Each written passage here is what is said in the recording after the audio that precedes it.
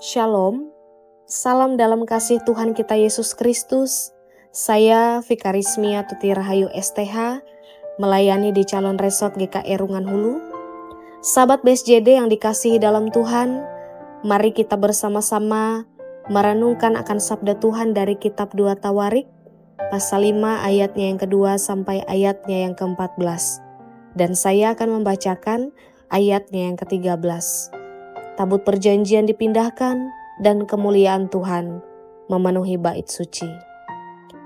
Lalu para peniup nafiri dan para penyanyi itu serentak memperdengarkan paduan suaranya untuk menyanyikan puji-pujian dan syukur kepada Tuhan. Mereka menyaringkan suara dengan nafiri, ceracap dan alat-alat musik sambil memuji Tuhan dengan ucapan, sebab Ia baik, bahwasannya untuk selama-lamanya, kasih setianya. Pada ketika itu, rumah itu yakni rumah Tuhan dipenuhi awan. Demikian firman Tuhan. Sahabat BSJD yang diberkati, Salomo menghimpun para tua-tua dan seluruh umat Israel untuk membawa tabut perjanjian ke dalam bait Allah. Dalam suasana yang penuh hikmat, suara musik dan pujian memuliakan Tuhan. Ketika pujian disampaikan, awan memenuhi rumah itu sebagai suatu tanda bahwa kemuliaan Tuhan hadir dan memenuhi tempat itu. Kita melihat bagaimana umat Tuhan menghentikan semua aktivitas lain untuk satu tujuan, memuliakan Tuhan dengan segenap hati. Mereka tidak menyembah Tuhan sambil melakukan hal lain.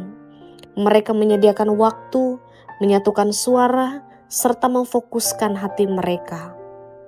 Umat Israel mengalami hadirat Tuhan yang luar biasa bukan karena mereka sekedar menjalankan ibadah, tapi karena mereka bersatu dalam pujian dan penyembahan dari hati yang rindu dan penuh syukur.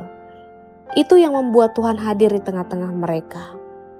Sahabat BSJD, zaman ini menuntut kita untuk produktif, sibuk, memenuhi ekspektasi, dan selalu aktif. Bahkan kita berpacu dengan waktu, dengan tugas, pekerjaan, sosial media, bahkan target pribadi, dan juga banyak tanggung jawab. Kita sering terjebak dalam kesibukan yang menjadi alasan mengapa kita mulai mengabaikan waktu pribadi dengan Tuhan dan menjauh dari persekutuan. Kesibukan bukanlah dosa, tapi ketika kesibukan menjauhkan kita dari Tuhan, kita akan kehilangan sumber kekuatan utama. Kita menjadi lelah secara rohani, kita akan kehilangan arah.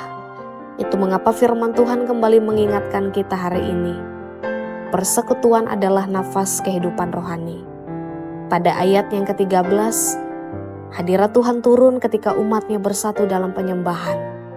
Itu bukan soal waktu yang longgar atau agenda yang kosong, tapi soal hati yang menyediakan ruang dan tempat untuk Tuhan hadir. Dalam pertemuan yang sederhana, yang didasari oleh iman dan kasih kepada Kristus, akan mengisi ulang kekuatan rohani kita. Hadirat Tuhan memberi kekuatan baru di tengah tekanan hidup. Hadirat Tuhan menyegarkan jiwa, serta menenangkan hati. Hadirat Tuhan dinyatakan bukan hanya karena kehadiran tubuh saja, tapi karena hati kita mencari Tuhan dengan sungguh-sungguh.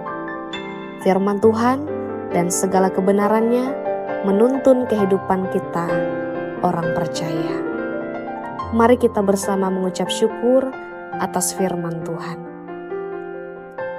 Terima kasih Tuhan, firman-Mu kembali mengingatkan kami untuk menghargai setiap momen persekutuan.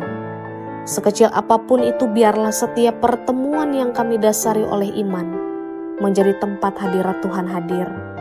Jangan biarkan kami menjauh dari hadirat-Mu. Tolong kami untuk mengutamakan-Mu di atas segalanya. Karena hanya di dalam Engkau ada damai yang menguatkan dan memulihkan kami.